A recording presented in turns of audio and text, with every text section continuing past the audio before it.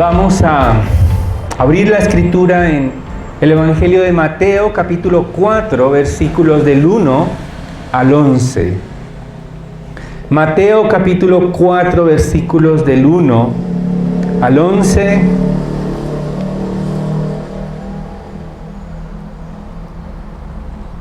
Vamos a leer la palabra del Señor y seguidamente vamos a pedir su dirección para que Él nos transforme, nos anime y nos fortalezca por medio de su palabra.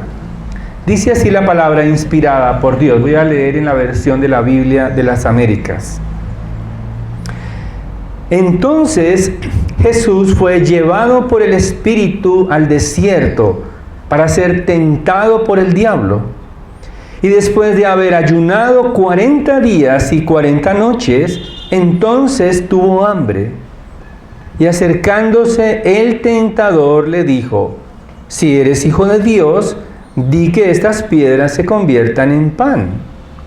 Pero él, respondiendo, dijo: escrito está, no solo de pan vivirá el hombre, sino de toda palabra que sale de la boca de Dios.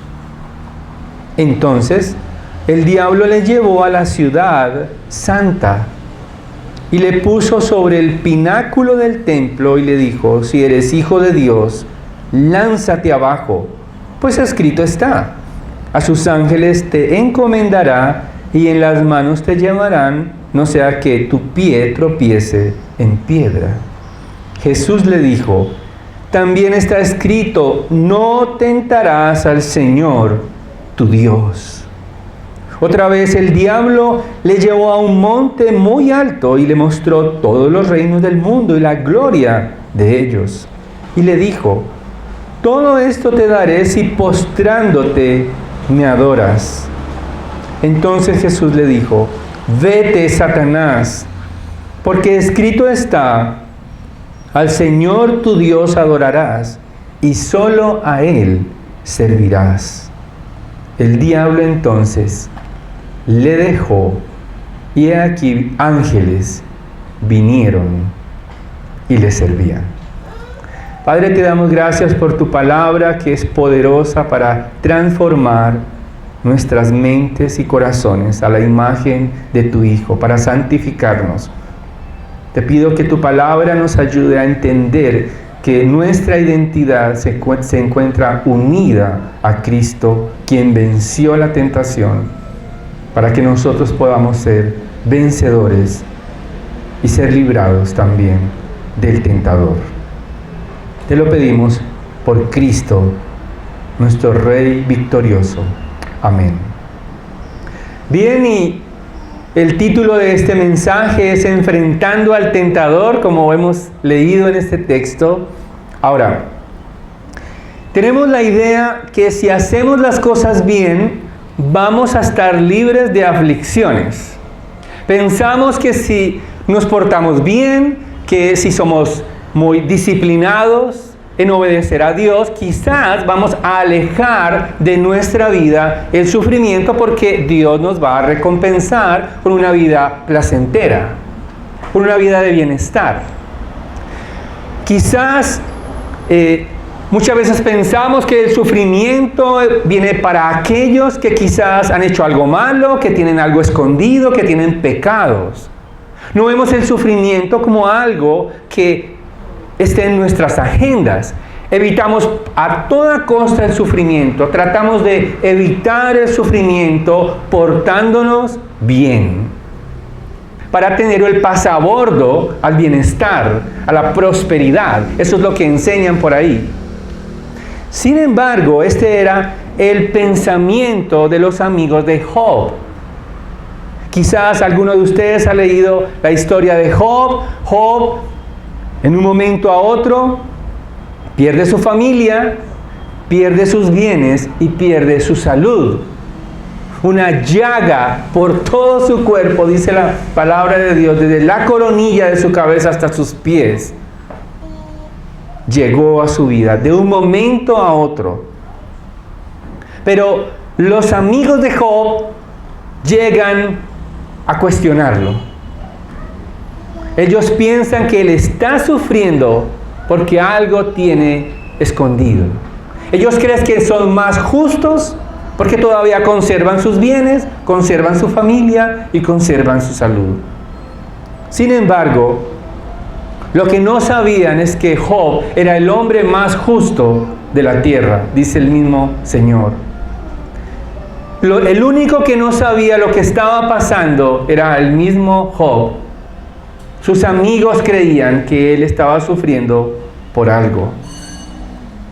Sin embargo, tenemos que entender que cuando pensamos que nuestra vida es perfecta y que va a estar alejada del sufrimiento, algo va a dañar esa perfección. ¿No les ha pasado algunas veces cuando la están pasando bien, cuando todo parece color de rosa en el trabajo, en el estudio, en la familia, en la relación con los vecinos? Algo aparece en la escena y trae aflicción, trae sufrimiento, porque nuestras perfecciones, si es que podemos hablar de eso, no existen. Y hubo solo uno sobre la tierra. Solo hay un solo ser humano sobre la tierra que vivió perfectamente en la justicia del Padre. Solo hay uno perfecto, santo, para siempre. No habrá nunca uno como Él, nuestro Señor Jesucristo. Pero a pesar de vivir, de ser un santo, de ser perfecto, acababa de ser bautizado en el Jordán. Una voz del cielo dice: este es mi Hijo amado, en quien tengo complacencia. E inmediatamente comienza el sufrimiento. Es llevado ¿a dónde? A un desierto para ser tentado por el diablo, para pasar hambre, para ser tentado. Es decir, que el Señor Jesucristo, en su perfección, tampoco fue librado del sufrimiento.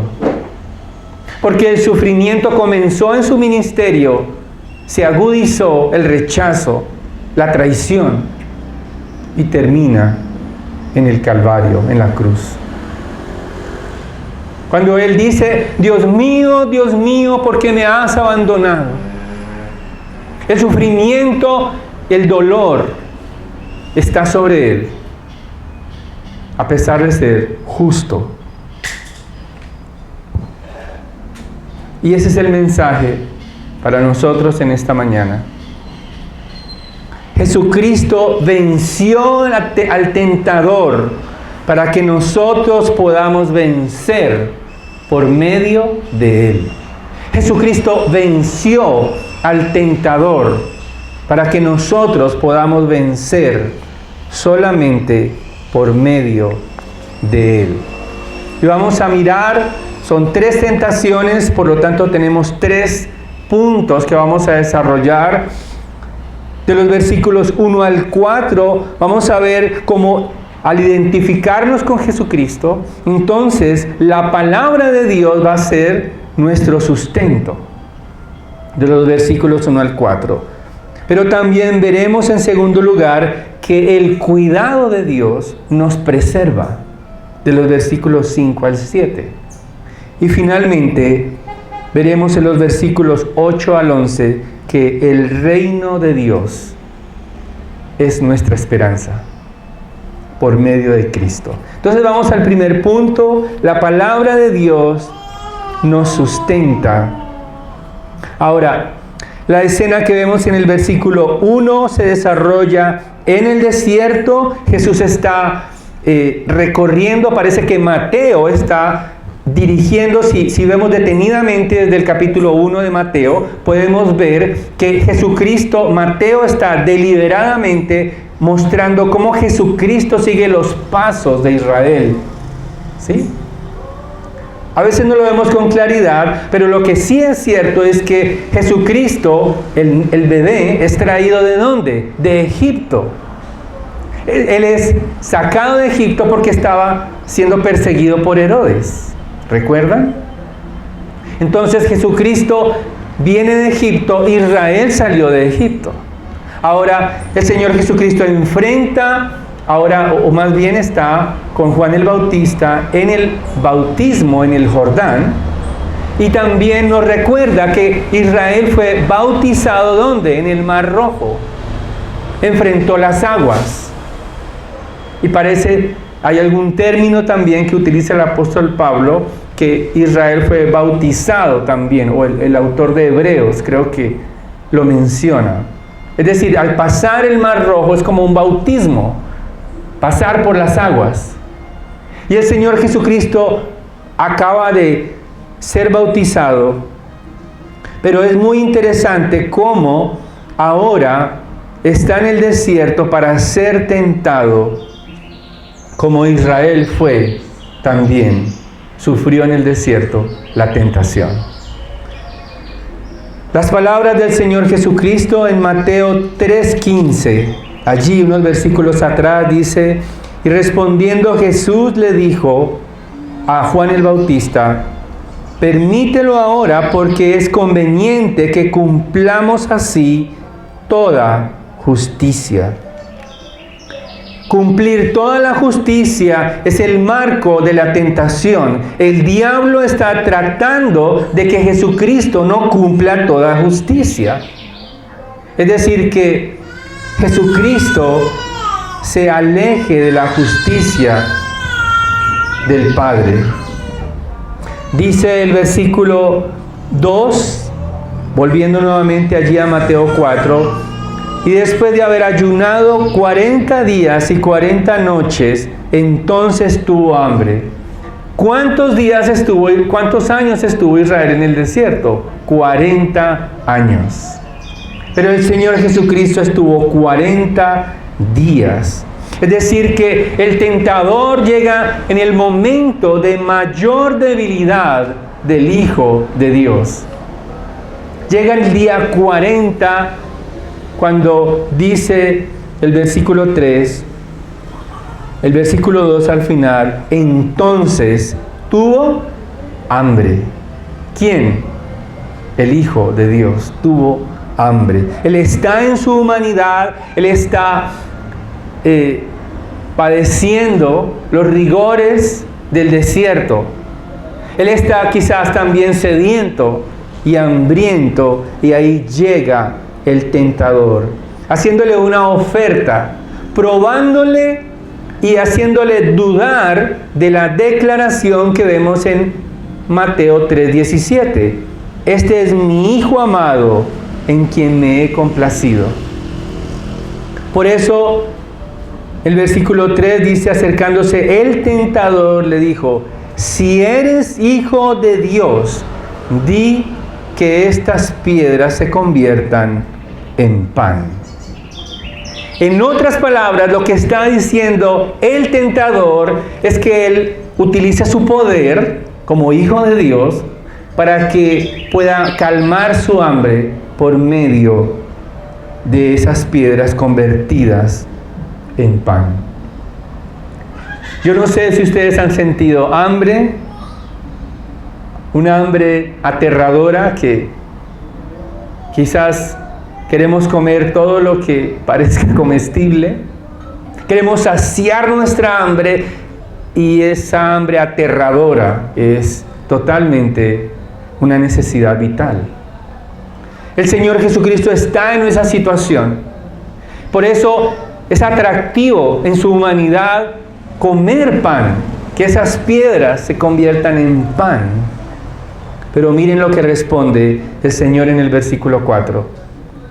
Pero él respondiendo dijo: escrito está, no solo de pan vivirá el hombre, sino de toda palabra que sale de la boca de Dios. El Señor está citando Deuteronomio, capítulo 8, versículo 3. Él está exaltando la palabra de Dios como el verdadero sustento de su vida. A diferencia de Israel, que prefirió renegar contra Dios, prefirió rebelarse contra su Creador, su Salvador, negando la provisión que venía del cielo, el maná, vino del cielo. Ellos se rebelaron contra Dios, pero el Señor Jesucristo está exaltando la palabra de Dios como el alimento que Él necesita. Él necesita escuchar al Padre. Él necesita estar encaminado al propósito del Padre para Él, para el Hijo de Dios, que es la redención. Él está hambriento, pero más el anhelo del Hijo de Dios es la palabra de Dios más que llenar su estómago. El anhelo del Hijo de Dios es descansar en las promesas del Padre, porque Él es el Hijo de Dios y nada podrá transformar esa relación con el Padre. Ni siquiera el hambre, ni siquiera la muerte misma podrá desligarlo del Padre. Él necesita escuchar la voz y las palabras del Padre. Dice, no solo de pan vivirá el hombre, sino de toda palabra que sale de la boca de Dios. Hermanos, no vivimos solamente para saciar nuestra hambre física. No existimos únicamente para ser saciados en la prosperidad humana. No vivimos solamente para acumular bienes, para sentir satisfacción física. ¿Por qué? Porque la palabra de Dios es nuestro sustento. La palabra de Dios es lo que más deberíamos anhelar y está disponible para nosotros. Es la palabra de Dios la que sacia profundamente nuestra alma. No los bienes, no las relaciones. No necesitamos ser saciados por este mundo. Podemos ser saciados por la palabra de Dios. Jesucristo venció a la primera tentación del tentador, por así decirlo, con la palabra de Dios. Escrito está.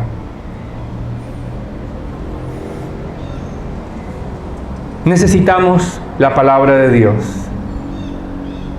Necesitamos profundamente identificarnos con Jesucristo. No vamos a anhelar la palabra de Dios sin Jesucristo en nuestras almas. La palabra de Dios va a volverse tediosa sin el Espíritu Santo de Dios. La palabra de Dios va a volverse monótona, va a volverse insípida sin el Espíritu Santo de Dios que Él conquistó en la cruz para nosotros con su resurrección. La palabra de Dios es nuestro sustento, como dice Juan 17:17. El Señor Jesucristo dice, santifícalos en tu verdad, tu palabra es verdad. Es la palabra de Dios la que nos santifica, la que nos aparta del mundo, la que nos da un nuevo corazón, la que nos da la vitalidad del Padre eterno para poder adorarlo, para poder alabarlo. Es la palabra de Dios la que nos da la madurez espiritual. Es la palabra de Dios la que nos ayuda a crecer, a fructificar, para mostrarle a este mundo que no solo de pan vivirá el hombre, tampoco, porque somos atraídos por la palabra de Dios, porque es nuestro sustento. No podemos vivir sin la palabra de Dios. No podremos ni siquiera enfrentar las aflicciones, enfrentar nuestros desiertos sin la palabra de Dios. No podremos luchar contra el enemigo, no podemos luchar contra este mundo, no podremos luchar contra nuestra carne, contra nuestras pasiones profundas, contra nuestros temores sin la palabra de Dios. Pero también la palabra de Dios nos prepara para toda buena obra. En 2 de Timoteo 3:16 dice, toda la escritura es inspirada por Dios y útil para redarguir, para instruir, a fin de que el hombre de Dios sea perfecto, enteramente preparado para toda buena obra. Y el apóstol Pablo está refiriéndose al Antiguo Testamento. Está refiriendo desde Génesis hasta Malaquías. La palabra de Dios es útil no para saciar nuestra curiosidad, no para tratar de buscar promesas sueltas para bienestar en esta tierra, sino para guiarnos a toda buena obra y a crecer a la imagen y a la estatura de Cristo. Pero también la palabra de Dios nos da vida eterna, y la vida eterna es conocer a Dios. La vida eterna no es un lugar geográfico. La vida eterna es conocer a Dios, es amar a Dios, es temer a Dios, es glorificar a Dios. Esa es la vida eterna.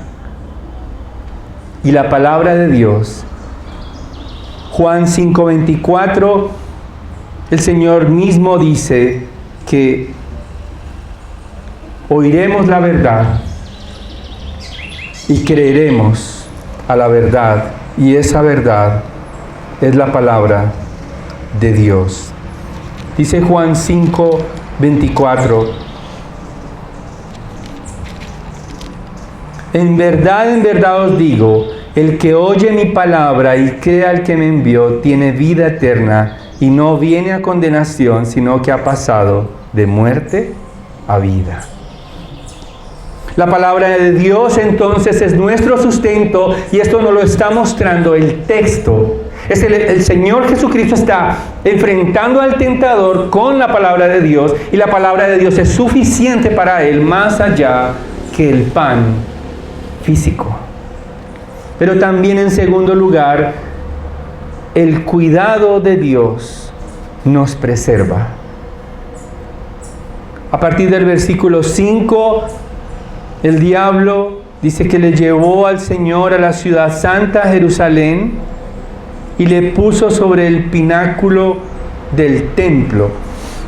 Probablemente está hablando de un lugar que era el lugar más alto del templo de Jerusalén. Estaba pegado a un valle profundo, ese muro, y había una caída aproximadamente de más de 100 metros. Ese lugar donde fue puesto el Señor. Es decir, el diablo se estaba asegurando que necesitaría alas para poder caer bien. Y el tentador dice, versículo 6, si eres hijo de Dios, si verdaderamente eres lo que dices ser, si verdaderamente eres hijo del Padre, el creador del universo, lánzate abajo, porque escrito está, y cita la escritura, Satanás: a sus ángeles te encomendará, y en las manos te llevarán, no sea que tu pie tropiece en piedra. Es muy astuto el enemigo. El enemigo está citando la palabra de Dios, pero la está citando el Salmo 91. Está citando un salmo de confianza. Mucha gente abre las Biblias en los atriles en el Salmo 91. Pero el diablo la abrió, pero solo leyó un fragmento para tentar al Hijo de Dios. Sin embargo, Satanás, que es bastante astuto, es una realidad. Satanás es real.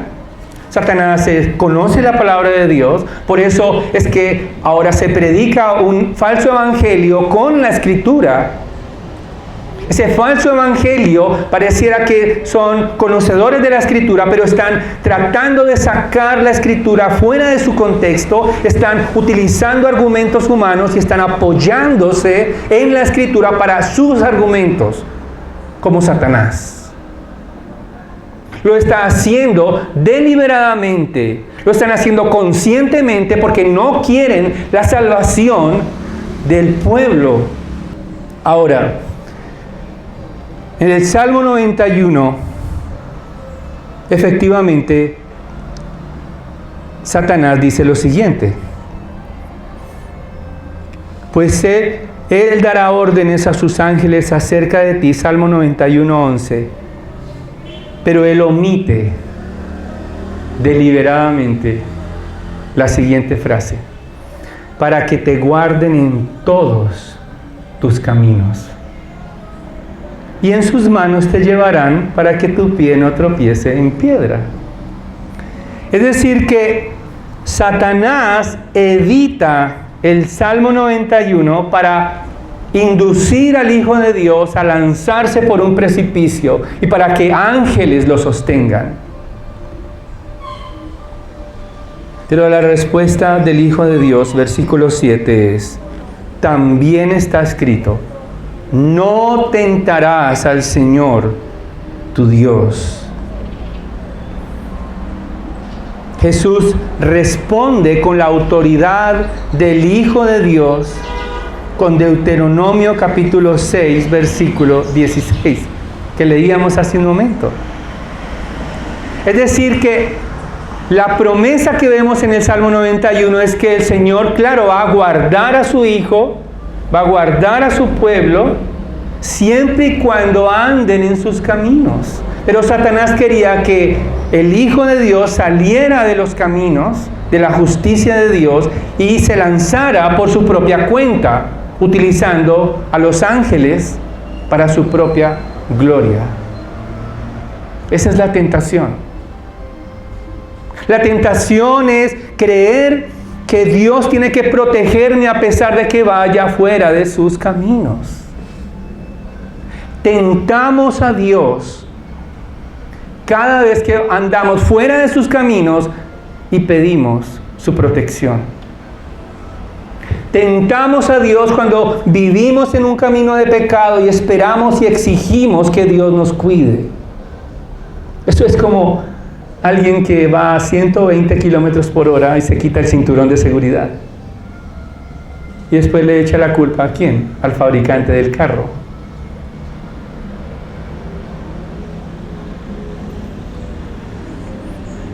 Buscar la protección de Dios lejos de la voluntad de Dios, viviendo en nuestras fuerzas, es tentar a Dios. Y el Hijo de Dios jamás haría eso. No necesitaba lanzarse a ningún precipicio. ¿Por qué? Porque Él es el Hijo de Dios. Él va a ser cuidado por el Padre. No necesita tirarse.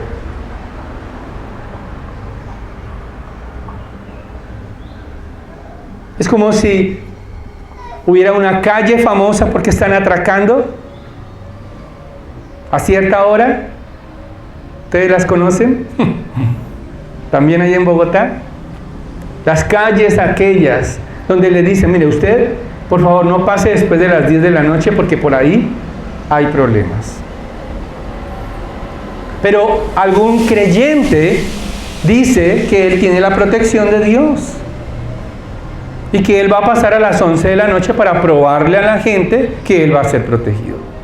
Eso es tentar a Dios, porque no se va por la segura, porque no se acuesta más bien más temprano, en vez de andar por las 11 de la noche tentando a Dios, en vez de decir que es creyente. Esto es lo que está pasando aquí, en este texto. Pero el cuidado de Dios va a estar sobre los hijos de Dios. Jesucristo venció al tentador para que nosotros seamos preservados por Dios a pesar de nuestro pecado. A pesar de nuestras debilidades, Dios nos sostendrá y nos preservará, porque aquel que comenzó la buena obra en nosotros la extenderá para siempre, porque aquellos que llamó también glorificó, dice Romanos 8, 28 y 29. Porque aquellos que Él ha llamado, aquellos que Él ha transformado, aquellos que tienen el Espíritu de Dios, jamás se perderán de su mano, porque sus ovejas le pertenecen para siempre. Porque aunque intentemos salir del redil de nuestro Señor, aunque intentemos quizás olfatear el pecado, regresar a Egipto, aunque quizás las aflicciones, los sufrimientos, la enfermedad, quizás la escasez Quizás la soledad nos acose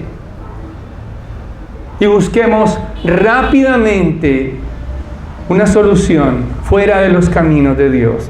El Señor, tenemos la garantía en Cristo que el Padre nos preservará. Es por Jesucristo, quien murió en la cruz por nosotros, que nos garantiza que seremos preservados por Él. ¿No les parece maravilloso? ¿No les parece que el Hijo de Dios merece nuestra alabanza, nuestra adoración? Y eso nos lleva al tercer punto. Entonces hemos visto que la palabra de Dios es nuestro sustento, porque Jesucristo mismo es quien venció al tentador. Pero también hemos visto cómo Dios nos preservará, porque Jesucristo venció al tentador, haciéndole desconfiar del Padre, pero no pudo. En tercer lugar, el reino de Dios es nuestra esperanza. Dice el versículo 8, parece que no le funcionó la estrategia aún. Le queda una más a Satanás. Versículo 8 dice, otra vez el diablo lo llevó ¿a dónde? A un monte muy alto, quizás más alto que el pináculo del templo, y le mostró todos los reinos del mundo y la gloria de ellos. Satanás es el príncipe de este mundo. La Biblia también lo describe como el príncipe de la potestad del aire. Él es el que controla los corazones a quienes tiene esclavos a su servicio. Satanás quizás está mostrando, algunos estudiosos, teólogos quizás dicen que fue llevado a un lugar estratégico donde pudo ver los reinos del mundo antiguo, Asiria. Quizás vio Medio Oriente. Y quizás Satanás le mostró el gobierno que él tenía sobre esos lugares de idolatría. La palabra reinos allí, los reinos del mundo, tiene que ver con el gobierno de un rey, en el cual Satanás, él cree que es el dueño de todo y se lo ofrece al Señor Jesucristo con una condición. Dice el versículo 9, y le dijo, todo esto te daré si postrándote me adoras.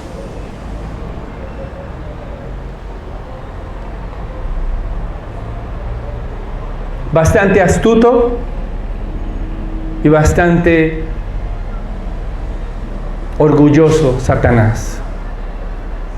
Él le dice al Hijo de Dios que se postre ante Él, que haga un pequeño acto sencillo, simplemente se postre y va a obtener el gobierno que le pertenece supuestamente a Él, y todo te lo daré a ti. Es un mentiroso, pero es tentador. Porque el Hijo de Dios podría obtener todo lo que el Padre le ofrecía sin la cruz. El Padre había destinado al Hijo de Dios, el que nació en el pesebre, estaba destinado. ¿Se acuerdan que le dieron incienso y mirra? Estaba destinado a la cruz. Y Satanás le muestra los reinos, el gobierno, para que reine sin cruz. Pero el Señor le dice, versículo 10, Jesús le dijo, vete, Satanás, porque escrito está, al Señor tu Dios adorarás, y solo a Él servirás. En otras palabras, el Hijo de Dios reprende a Satanás, mostrándole que solo hay uno solo digno de adoración. Hay un solo Dios en los cielos. Hay un solo Dios creador que hizo los cielos y la tierra. Hay un solo Dios que da vitalidad a todo lo que existe. Hay un único Dios creador que merece la adoración. Nada puede reemplazar la adoración al Padre Celestial. Todo lo que se adore aparte del Dios de la Biblia es idolatría. El tentador ofrece los reinos del mundo. El tentador ofrece todo lo que este mundo puede ofrecer. Pero Jesucristo nos ofrece el reino de Dios. Un reino inconmovible, donde la polilla y el orín jamás llegarán, donde quizás nosotros estaremos resguardando nuestra riqueza, porque donde esté nuestro tesoro estará también nuestro corazón. El tesoro más valioso que Jesucristo nos ofrece es eterno. Y algunos pensarán, ¿por qué Jesucristo me pide que vaya con Él a la cruz? Si eso es doloroso. ¿Por qué parece Dios un aguafiestas? Me quita mi placer y quiere darme aflicción. Pareciera que esa es la oferta. Pero en realidad Dios está tratando de que abandones los dioses falsos, que abandones todo lo que te será quitado con la muerte. Nuestra salud será quitada con la muerte, nuestros bienes terminarán con la muerte, nuestras relaciones terminarán con la muerte, nuestro éxito terminará con la muerte. Todo terminará con la muerte. Por eso Jesucristo nos ofrece el reino eterno para reinar con Él para siempre. En un reino inconmovible. Jesucristo triunfó para que el reino de Dios sea nuestra esperanza. No la esperanza en esta tierra, sino en un reino eterno, el cual no podremos recibir si no pasamos por la cruz.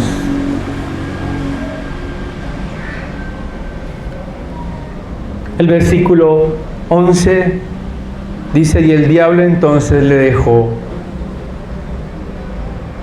El diablo fue vencido. Y aquí ahora sí, ángeles vinieron y le servían. Esos ángeles que quizás Satanás dijo que los recogerían allá en el precipicio, ahora el Hijo de Dios es servido por ellos. ¿Por qué? Porque está en la voluntad de Dios, del Padre.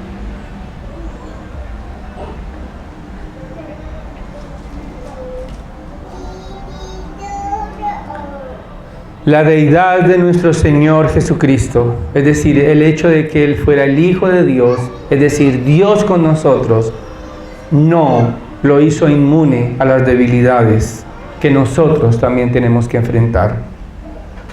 En su humanidad estuvo expuesto a las tensiones que nosotros batallamos, a los temores quizás que nosotros, a las traiciones que nosotros padecemos, a los sufrimientos.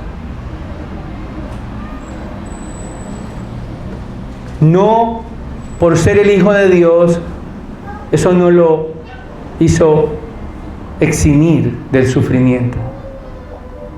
En Hebreos 4:15, no lo busquen, dice la palabra de Dios: porque no tenemos un sumo sacerdote que no pueda compadecerse de nuestras flaquezas, sino uno que ha sido tentado en todo como nosotros, pero sin pecado. Esto quiere decir que Jesucristo venció al tentador y no cedió a la seducción del enemigo. Hermanos, enfrentamos un enemigo como creyentes. El cristianismo no son unas vacaciones.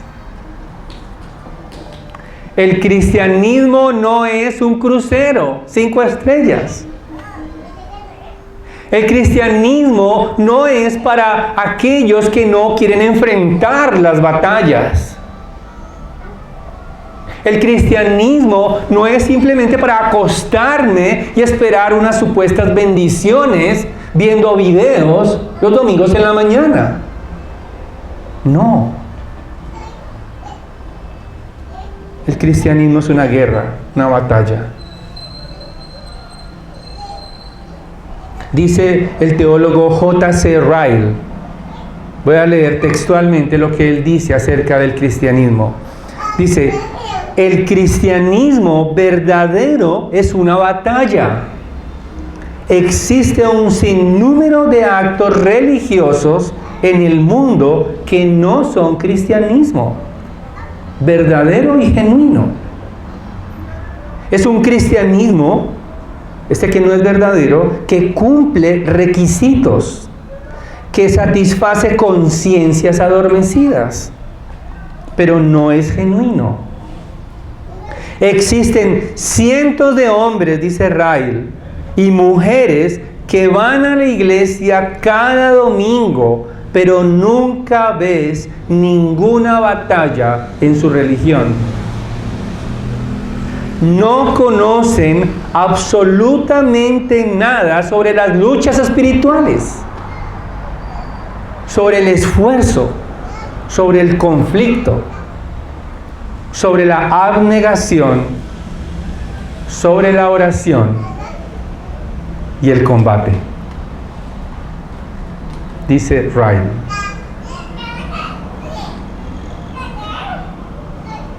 ¿Estás batallando contra el tentador en estos tiempos? ¿Estás susurrando a tu oído quizás que puedes vivir sin la palabra de Dios, quizás leyendo un versículo cada mes? ¿O viniendo quizás cada 15 días a la iglesia para acallar la conciencia?